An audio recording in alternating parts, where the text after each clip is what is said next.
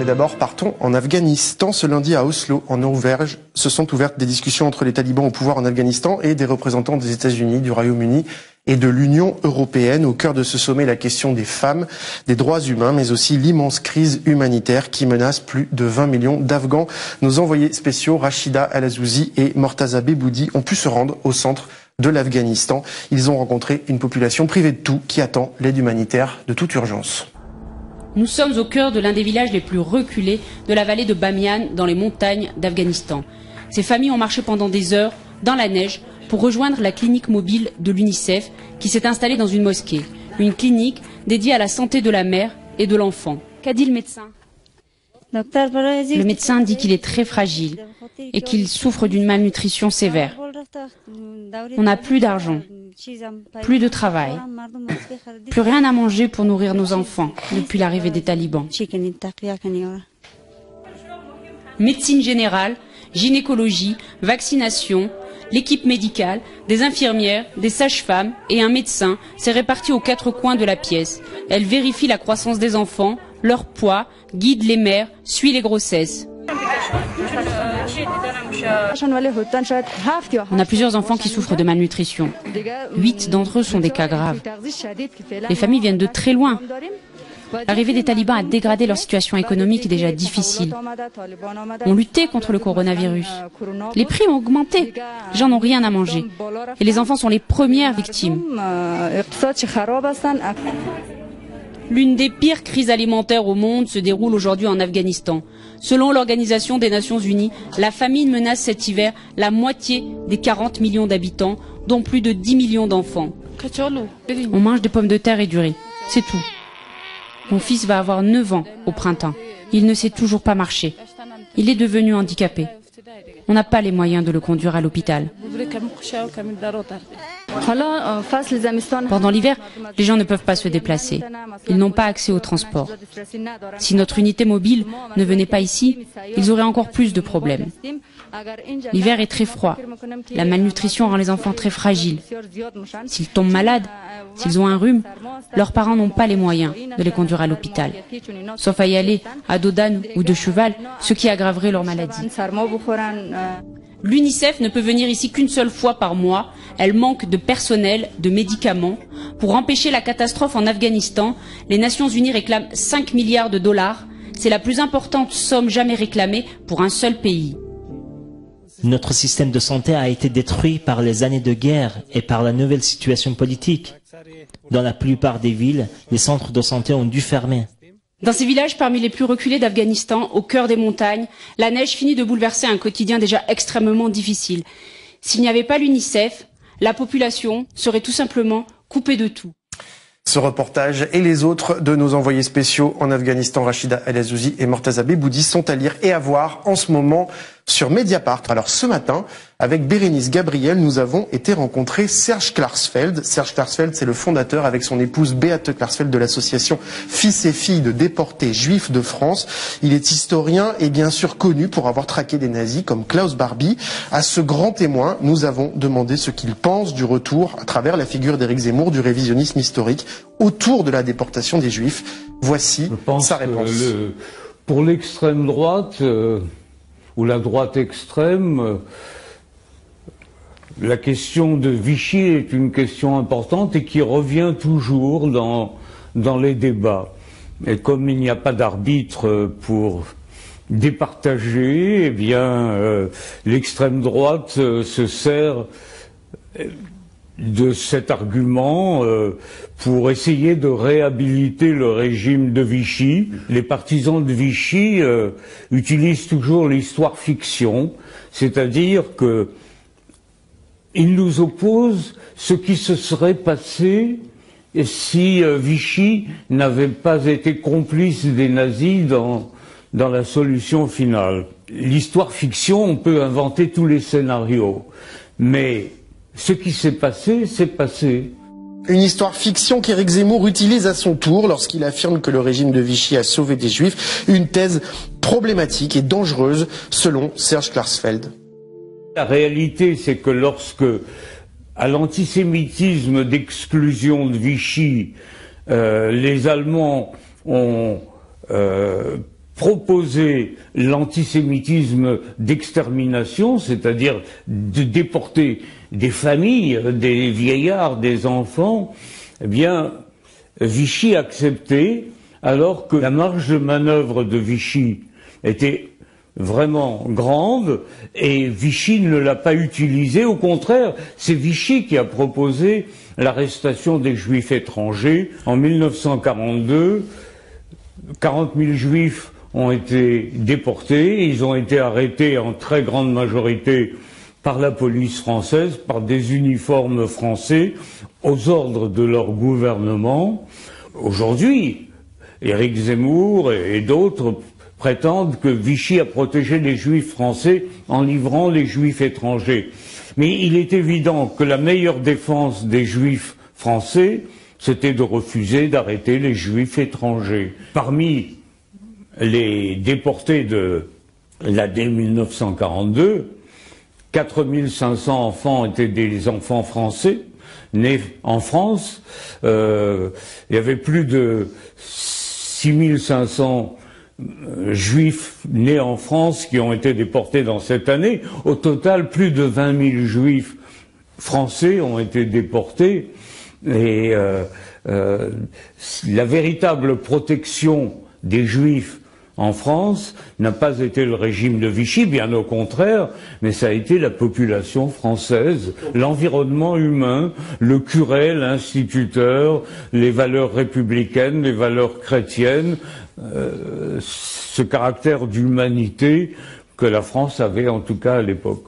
On n'a pas commis de crime, dit Éric Zemmour. Écoutez, là encore, la réponse de Serge Klarsfeld.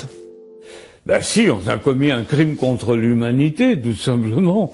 Le fait d'arrêter des enfants, des milliers d'enfants, et des milliers d'enfants français, nés en France, déclarés français par leurs parents, c'est un crime abominable. Il y a des convois qui ont été des convois entiers de vieillards arrêtés par la police française, de malades, des gens sortis des hôpitaux, des orphelinats, des asiles d'aliénés. Laval, Pétain savaient que les enfants qui partaient, ou les malades qui partaient, ou les vieillards qui partaient, ne reviendraient pas. Et d'ailleurs, jamais ils n'ont posé la question que sont devenus nos enfants français qui sont partis. Serge Klarsfeld qui s'inquiète de voir les thèses révisionnistes de Zemmour remplir l'espace public. Des thèses, dit-il, au service d'un projet politique inquiétant. Effectivement, un certain nombre de médias sont favorables à l'extrême droite, peut-être pour des raisons commerciales, peut-être pour des raisons d'affinité particulière. Et ce qui est dangereux aussi, c'est que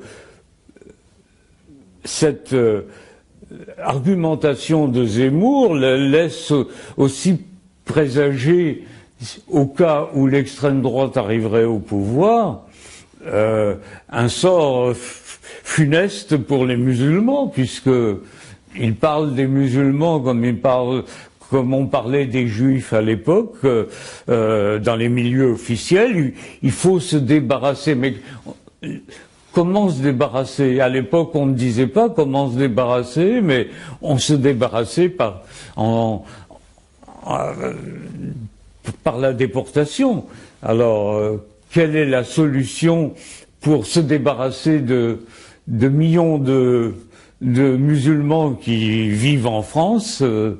Pour le moment, il n'a pas dit quelle était la solution qu'il proposait, mais c'est une solution brutale. Moi, j'ai dit que c'était bestial même, puisque on revient à une époque d'inhumanité, inhumanité, que les 50 dernières années, en tout cas, on avait cru disparaître cette inhumanité. L'enjeu, c'est que donc on a ces milliardaires qui achètent de l'influence, qui piquent de l'argent public d'un côté et qui veulent, eux, capter ce que doit à tout le monde Google.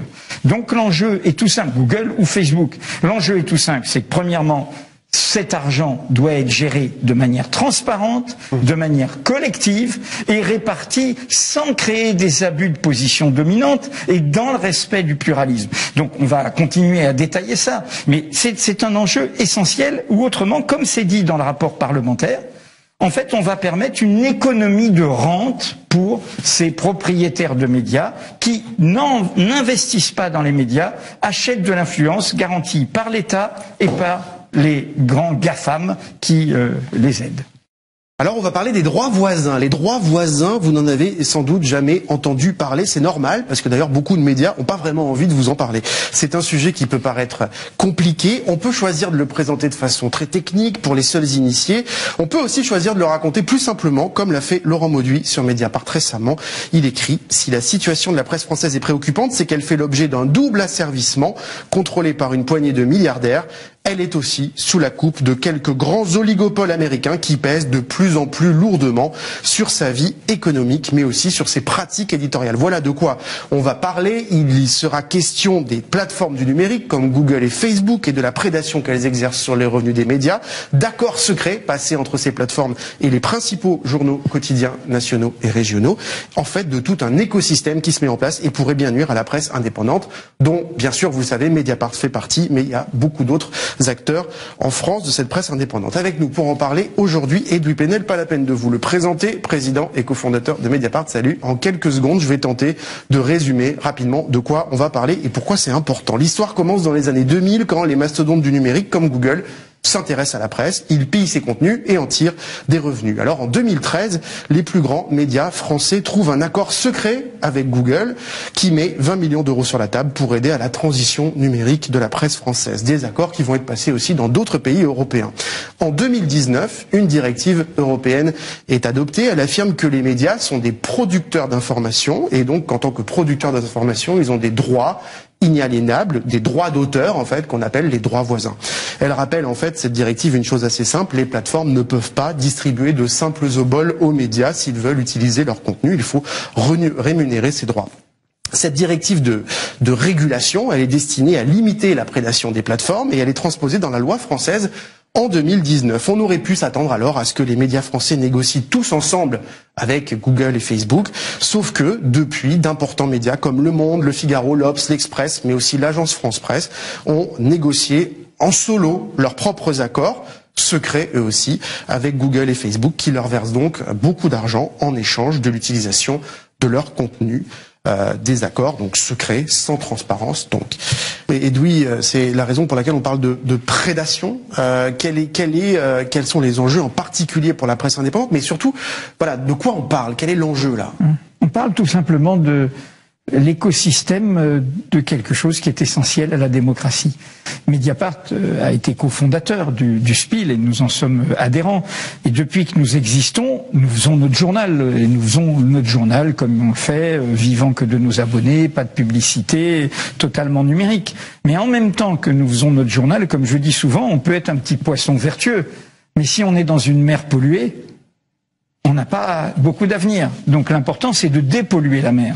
Donc depuis le début, on se bat pour réformer l'ensemble du système. C'est ce qu'on a fait, statut de la presse en ligne, égalité entre presse papier et presse numérique sur la TVA, et transparence des aides. On reviendra à des aides publiques sur cette question. Et là, aujourd'hui, on est au cœur d'une bataille décisive. Il y a des prédateurs. C'est normal, il y a eu une révolution numérique, il y a des plateformes, elles sont sans frontières, elles sont abritées dans des paradis fiscaux, elles dépendent de la loi américaine qui leur permet plein de choses alors qu'elles ne sont pas sous le contrôle des lois nationales, et elles prennent, et elles détournent au fond des profits qu'elles font d'une part avec la publicité qu'elles ramassent, mais aussi simplement avec le fait qu'on a accès à nos contenus, y compris nous qui ne vivons pas de la publicité, par ces plateformes, par ces moteurs de recherche, par ces réseaux sociaux. Mais moi, ce qui m'importe dans la bataille que nous menons aujourd'hui en France, c'est que d'une part, il y a des prédateurs, et de l'autre côté, je dirais, il y a des rentiers. Qui sont les rentiers? Tous ces milliardaires qui ont pris contrôle, comme ça vient d'être décrit, d'une presse fragile, d'une presse en difficulté, et ils arrivent, soi-disant, pour la sauver, mais en fait pour acheter de l'influence et de la protection, et ils mettent pas la main à la poche. Donc d'un côté, Ils ont les aides publiques, spécificité française que nous dénonçons depuis toujours. Le premier bénéficiaire des aides publiques de la presse aujourd'hui, c'est le groupe LVMH avec Les Échos et Le Parisien. 16 millions en 2019 et c'était avant le quoi qu'il en coûte de 2020 et 2021. Les aides à la presse aujourd'hui, c'est 23,3% du chiffre d'affaires du secteur. Il y a 15 ans, c'était 12%. C'est-à-dire que, voilà, donc il y a une manne publique qui leur permet au fond, d'arranger les comptes. Et puis, du coup, ils veulent une manne privée. Et c'est ce qu'ils ont fait. Et la bataille, elle a commencé en 2012, sous la présidence de François Hollande. Ils sont venus, ils ont mis de côté la nouvelle presse indépendante, ils ont créé une association, l'association IPG, de la presse d'information politique et générale. Nous sommes IPG et ce n'est pas propre, etc. Ils ont créé une association fermée, sans pure player, sans la nouvelle presse. Ils ont été toqués, phénomène français, ils n'ont pas été voir le Parlement, ils ont été voir le président, et le président a signé à l'Élysée, a été le parrain du premier accord fait entre la presse française, cette vieille presse, contrôlée par les milliardaires, et Google, de pécadille pour Google. Mais la France a été le laboratoire, et c'est après que Google a continué à étendre ça. Là-dessus, un député français, un parlementaire européen, s'est réveillé, il est de la même sensibilité politique que notre invité député, qui est Jean-Marie Cavada, ancien journaliste lui-même, et c'est lui qui a mené la bataille au Parlement européen, il a vu ça. Alors, quel est l'enjeu? L'enjeu, c'est que donc, on a ces milliardaires qui achètent de l'influence, qui piquent de l'argent public d'un côté, et qui veulent, eux, capter ce que doit à tout le monde Google. Donc l'enjeu est tout simple, Google ou Facebook. L'enjeu est tout simple, c'est que premièrement, cet argent doit être géré de manière transparente, de manière collective et réparti sans créer des abus de position dominante et dans le respect du pluralisme. Donc on va continuer à détailler ça, mais c'est un enjeu essentiel, ou autrement, comme c'est dit dans le rapport parlementaire, en fait on va permettre une économie de rente pour ces propriétaires de médias qui n'investissent pas dans les médias, achètent de l'influence garantie par l'État et par les grands GAFAM qui les aident. C'est important parce que cette expression droit voisin, on a l'air que c'est technique. C'est droit voisin du droit d'auteur. Ça veut dire qu'il y a des auteurs de la création de richesse qui créent de la valeur. C'est nous, c'est ce qu'on fait. Voilà. Bon. Et aujourd'hui, cette création de richesse, d'une part, elle a été détruite, ce qui a été rappelé au tout début d'émission, et puis maintenant, elle est captée, une prédation. Donc la question, c'est que cette richesse, il faut que nous ayons la main sur cette richesse. Et là où vous, parlementaires, vous faites votre travail face à un pouvoir exécutif qui, en clair, depuis que a lieu cette bataille, est pour l'instant du côté des plateformes. Heureusement que vous êtes là et que le parlementarisme se dresse, parce que fondamentalement, la question de la presse, qui n'est pas une marchandise comme les autres, de l'information, quel que soit son support, c'est la vitalité de la démocratie. Et ça suppose quoi? Ça suppose accessibilité. Je rappelle qu'on parle de plateforme. Nous sommes sur le numérique, est-ce qu'on est accessible? Deuxièmement, pluralisme. Est-ce que les petits qui ont une opinion un peu divergente vont pouvoir le dire, ou est-ce que les gros, y compris aujourd'hui diffusant des idéologies de haine racistes et autres, vont tout étouffer? Et puis, enfin, transparence. Vieille formule de la Révolution française, la publicité et la sauvegarde du peuple. 13 août 1789, tout doit être public. Et là, nous sommes face à une situation où vous avez à la fois des abus de position dominante, une concurrence faussée et des conflits d'intérêts. Abus de position dominante, c'est dans votre rapport. Le patron du groupe Le Monde est venu dire « Nous, on est le champion. Donc, comme on est le premier de cordée, c'est à la mode, on peut marcher sur la tête des autres. » Et on n'a pas besoin d'être solidaire. Ce qui est Hubert Beuve-Méry, le fondateur du Monde, qui avait fait une conférence historique sur la presse et l'argent, il doit se retourner. C'est comme si je suis pas dans l'écosystème, je suis le gros requin, j'ai mangé tous les petits poissons. Et c'est en plus une position dominante artificielle, comme je viens de le dire, avec les aides publiques, avec ces accords secrets. Donc accords secrets. Comme le capital peut être secret, comme les influences peuvent être secrètes. Je dis ça à toutes les consoeurs et confrères. C'est le journalisme qui est en jeu. Ça veut dire que c'est des médias qui peuvent être vendus en secret demain. Le capital peut changer, comme dans l'entre-deux-guerres, sans qu'on s'en aperçoive. Il peut y avoir des accords de capitaux et des accords commerciaux qui sont secrets pour les salariés eux-mêmes. Donc, nous revendiquons quoi? Nous revendiquons qu'il faut interdire ces accords de gré à gré sur ce qui est un bien commun de la production de valeur qui concerne tout le monde, qui est l'information. Pas d'accord de gré à gré. Déjà, qu'ils soient transparents, c'est une bataille, mais à terme, il faut les interdire. Et deuxièmement, c'est ce qui a été loupé au Parlement européen, c'est-à-dire que Jean-Marie Cavada a réussi à faire passer la directive, après s'être fait retoquer parce qu'il voulait imposer l'organisme collectif. Finalement, il n'a pas pu. Donc, du coup, c'est une bataille de dire, et merci encore une fois de votre rapport, j'espère que les autres législatures s'en empareront, pour dire non, ça doit aller dans un organisme collectif. S'ils veulent faire des accords commerciaux, c'est autre chose, mais ce qui concerne le droit voisin du droit d'auteur, de la production de valeur par tous les travailleurs, travailleuses de l'information, eh bien, ça doit aller dans un organisme collectif. C'est dur pour une nation qui était une nation impériale, qui a conquis une bonne partie du monde. C'est ça qui se joue dans l'émergence d'un discours, enfin l'importance d'un discours très de droite. Ça se joue aussi, il y a ce côté de nation impériale qui ne peut pas accepter qu'elle n'est plus impériale et qu'elle doit réduire sa voilure. D'ailleurs, c'est ce qu'elle le fait concrètement.